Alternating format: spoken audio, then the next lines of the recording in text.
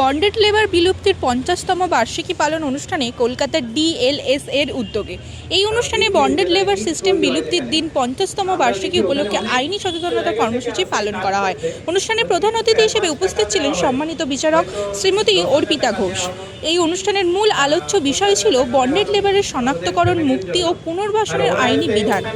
ভারতে 9ই ফেব্রুয়ারি bonded labour system act 1976-এর স্মরণে এই দিবস পালন করে, যা 25শে অক্টোবর 1975 থেকে কার্যকর। বন্ডেড লেবার বিলুপ্তির এই দিনটি সকলে বন্ডেড ঋণ ও চুক্তি বাতিল করে এবং রাষ্ট্রকে দায়িত্বশীল করে তোলে। এই অনুষ্ঠানের মাধ্যমে আইনি সচেতনতা বৃদ্ধি করা হয় এবং মানবাধিকার সুরক্ষায় প্রতি সবার মনোযোগ আকর্ষণ করা হয়। তাই সবার আগে আপনাদেরকে বুঝতে হবে যে আমাদের জন্য কোনটা ঠিক কোনটা ভুল, আমার ভবিষ্যৎটা কিসে ঠিক হবে, কিসে ভালো হবে, কিসে মন্দ হবে। তার জন্য যেটা প্রয়োজন সেটা হচ্ছে নিজেদের সচেতনতা।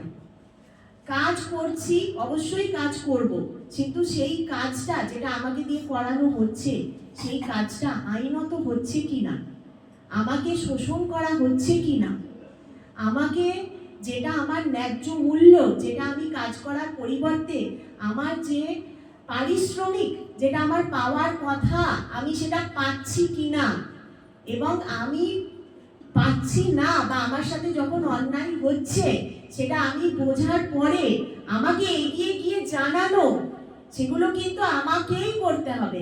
আপনার হয়ে আমরা করে দিতে পারবো না। আপনারা এগিয়ে আসুন, আমরা আপনাদের পাশে আছি।